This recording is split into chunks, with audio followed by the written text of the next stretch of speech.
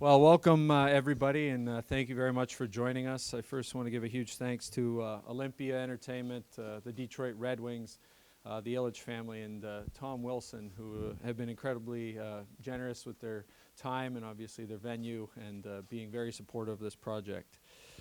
We are here tonight to announce that Oakland University is going to be the second school participating in the NHL and NHLPA's feasibility study project. The goal of this program is to take schools that are serious about exploring adding Division I men's and women's hockey and giving them some tools and numbers to which they can put it behind. We are incredibly excited about the prospect of not only for men and women who will have the opportunity to play for the Golden Grizzlies, but what it will do for the players and families in the greater Detroit area, expanding the opportunities and accessibility to play, and give them some incredible role models to look up to. And with that, I'll introduce to you Jeff Konya, the athletic director at Oakland University. Thanks, Kevin. Thanks for all of you for being here. This is quite a day for Oakland University. Just want to say thank you to the NHL, the NHLPA, College Hockey Inc., and of course the Detroit Red Wings for allowing us the opportunity to take part in this feasibility study for men's and women's Division I intercollegiate hockey. We're really excited about going through this process and exploring what options are available for us in order to expand potentially our sport offerings on our campus. We have a tremendous campus, one that's grown in stature, and we keep trying to raise our stature in terms of the brand and equity, and certainly highly visible intercollegiate athletic programs can certainly fit the bill. In particular, when you talk about men's Division I ice hockey in this region, there are no men's Division I hockey teams within the Tri-County area that comprise Metro Detroit. And with Hockeytown producing so many wonderful hockey student athletes, it makes sense to explore a potential home within the home for these potential student athletes. As well as that, in terms of the women in that program, we want to take a look at that as well and try to be a trailblazer for that particular sport. By our understanding, there are no Division I women's intercollegiate hockey programs in the state of Michigan, yet in terms of the production of women student athletes that play that sport, Michigan ranks second only behind Minnesota. So the opportunity to afford our young female student athletes in this area to stay home, if there's a potential solution at Oakland as we go through this feasibility study, is certainly an attractive prospect as well. Other than that, we certainly look forward to adding highly visible sports if it makes sense. Of course, we have several hurdles to overcome, especially when you talk about the finances and the facilities of what these programs would require. But nonetheless, we are excited at the prospect of moving forward, seeing what the data suggests, taking a look at that feasibility study, seeing if we have community partners that would want to assist in our endeavor and try to make this dream a reality. So thank you for your attendance here. And I'll turn it back over to Kevin. All right, thank you very much, Jeff. I'll now turn it over to the Red Wings GM. I'm sure you may have seen this guy before, EVP and alternate governor Ken Holland. Thanks, Kevin. I'm here on behalf of the Detroit Red Wings to obviously show our support for Oakland University in their pursuit of Division I men's and women's college hockey. The National Hockey League and the National Hockey League Players Association have partnered up to support universities like Oakland University to do their feasibility study. Part of our goal, and Chris Campoli's here on behalf of the union, we want to grow the sport of hockey in the United States and worldwide. And certainly I think that we've partnered up and helped grow the sport at a lot of grassroots, but certainly trying to help Oakland University hopefully pursue their goal of getting Division I men's and women's college hockey team would be great for this area. Certainly you think about the way this greater Detroit is bouncing back. It would be fabulous to have a Division I college hockey program right up the road. Certainly should make my trip a little bit shorter when I go on some scouting trips. On the game tonight, our head coach, Jeff Blatchel, played at Ferris State. Certainly used college hockey as an opportunity to reached the ultimate goal of coaching the National Hockey League, and there's a whole lot of players in our locker room there that have played Division I college hockey and have used college hockey as an opportunity to springboard to play in the National Hockey League. But it's not only in the National Hockey League. Closer to home, my son Brad got a hockey scholarship at Sacred Heart University in Connecticut many years ago, I think in the late 90s. He didn't go any farther than college hockey, but he then went to Fordham University, got his law degree, and college hockey helped him pursue his dreams. And I had two daughters that went to Michigan State. They only played club field hockey, but certainly playing athletics at college was really important in their development as young men and as young women, and my son young men. So we're here today. I'm here today on behalf of the Detroit Red Wings to support Oakland University, and I think it would be fabulous for Greater Detroit and the state of Michigan to have another Division I men's hockey program and a Division I women's hockey, the first Division I women's hockey program. Thank you very much, Ken. And I'd like to introduce Michigan's own and Little Caesars alumnus, now playing with the Boston Pride of the NWHL, Brittany Ott. My name is Brittany Ott. I'm currently a goalie for the Boston Pride. I've been playing there for 3 years now, and prior to that, I went to the University of Maine. I was a student athlete there for 4 years. Like Kevin said, I grew up here, and when I was growing up, I played for Little Caesars, I played for Honey Baked, played for Bell Tire.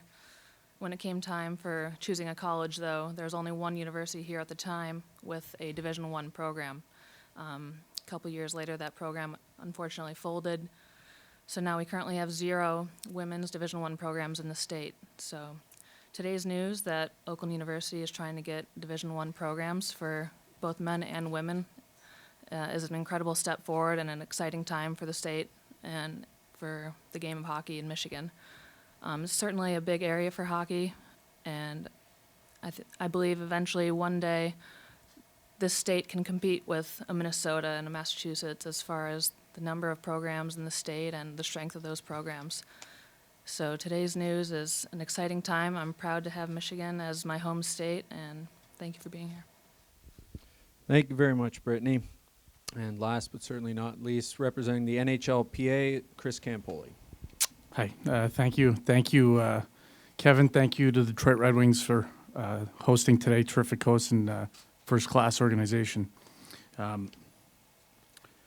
So today's announcement is a direct result of the Industry Growth Fund, which was negotiated in 2013 as part of the collective bargaining agreement between the players and the league.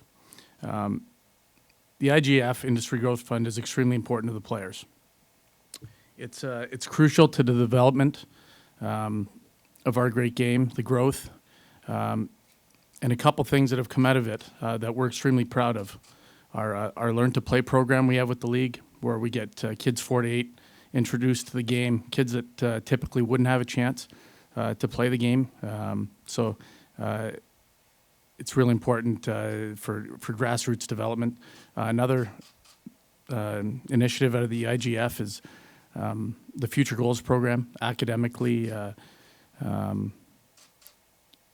putting together the players and through curriculum, associating the game of hockey and statistics, getting the kids introduced to the game academically. And now these feasibility studies, which are, again, a crucial component to the development of the game. We believe NCAA hockey, introducing men's and women's programs can just be a big part of the development in the future. We've seen, the NCAA playing a big role in the growth of hockey in the United States, and Penn State with their Division I program has shown this, and we hope to replicate that here with Oakland University and universities moving forward, where we can introduce them to the study. So thank you. Players are extremely excited, and I appreciate us being here. Thank you, guys. I think I'll open up for questions, but do want to shine a spotlight on a couple other people who are here who will be available after. The Executive Director of College Hockey, Inc., Mike Snee, has been a major part and really the engine that has been driving a lot of this effort. We have Sean Horkoff, Director of Player Development here and former Michigan State hockey player, standout if you will. I believe is Kim here? Kim Durka, the Executive Vice President of the MAHA of Michigan Amateur Hockey Association, and Gene Maker? Gene's not here, that's right. But first I would like to open it up to the gentleman and myself kind of in front of you, and if you can use the wireless mic, just raise your hand and we'll get you a wireless mic so the folks on camera can hear the question as well. Dave Hogue from NHL.com. Campus is a little more crowded than it was 30 years ago when I was a student. Are you looking at, obviously you're a long way away, but are you looking at an on-campus rink or somewhere near campus? Yeah, that's a good question. I think the feasibility study is going to identify what our potential competition sites can be. I think they would include potential on-campus sites, but certainly there are off-campus sites that may make sense in and around Oakland University. But we'll kind of see what the study has to say and then create a contingency that makes sense should all the other elements come into play.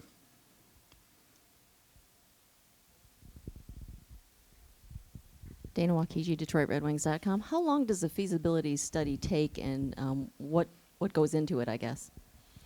So I probably feel that one. There is we engaged a collegiate consulting group that does this and has done this for about a decade.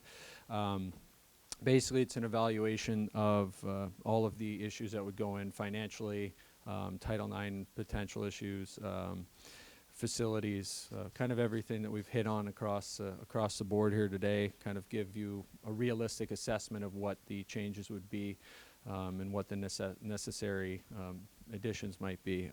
With that, I think that arms our schools to be able to put into place and know kind of what they need to get to and put into place the right structure to make sure that is a healthy and well and successful hockey program. Oh, sorry, and it takes about 8 weeks. We're actually coming close to seeing the first draft of Oakland's, but inevitably time will tell. So the study is underway? Study is currently underway. We had our consultants at the school a few weeks ago and interviewed with, I don't know if you can tell your experience with the study.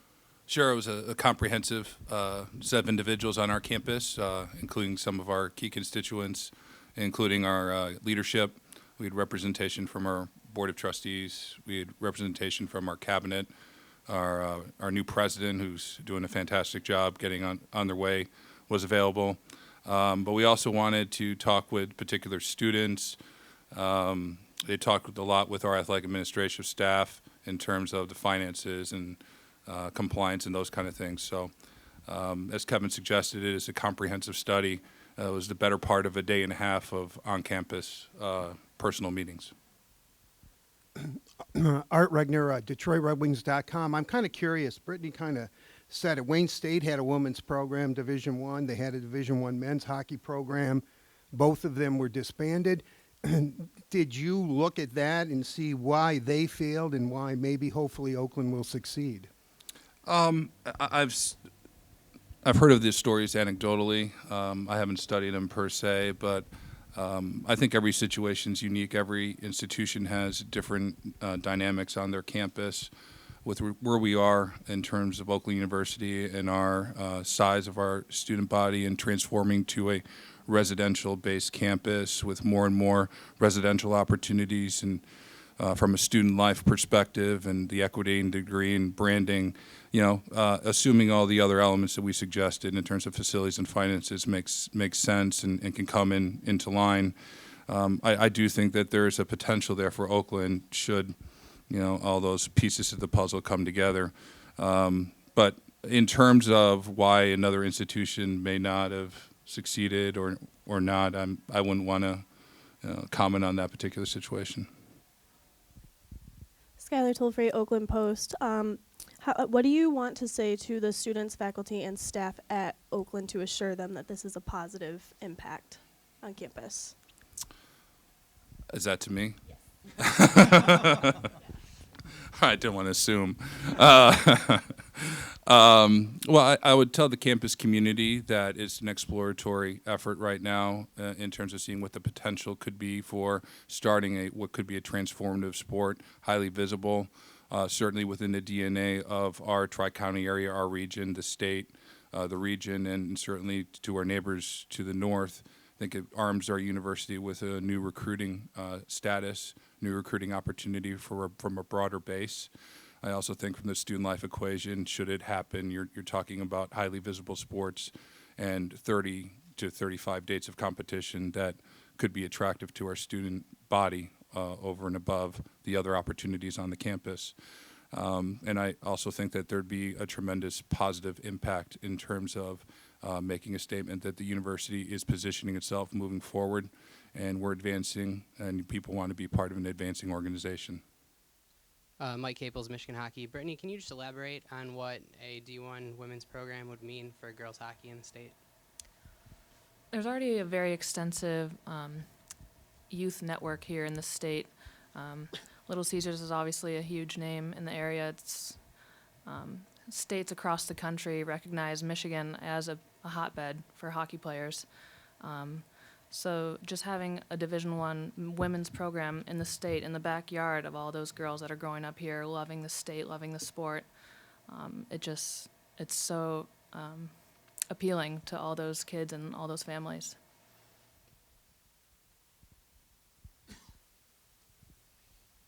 Do you have a target date or any idea when you might start up these programs? And would you ideally start men's and women's at the same time? I don't have a date in mind. I think that's all relative to the feasibility study, and again, relative to all the elements coming together, and then making sure that the entire university community would want to move forward with this opportunity and be in lockstep with the vision of the broader campus. That said, I think certainly sequentially you would want to start the programs together if at all possible, and certainly you would want to have a year to two lead time in terms of trying to put a program together, even when you get the facilities and financing in place. Would you see any scenario where you would have like men's and not women's, or vice women's and not women's, and then study something for study found? I think that's going to be in the study. I think they're going to go through a lot of the different contingencies. I think standing here before you, from my personal experience, I think it makes a lot of sense for both programs, should there be the desire and want to from the university and our community partners at large. But I think that's going to be identified in the feasibility study as to what actually contingencies are going to look like. All right. Well, I want to thank you very much for being part of this project and helping raise awareness and the publicity for this effort. Again, I'll repeat, Mike Snee from Executive Director, College Hockey Inc. is available, Sean Horkoff, Kim Durka from MAHA, and if you can grab anybody before they run away on the stage, maybe ask a question. But thank you very much, and have a great night. Enjoy the game.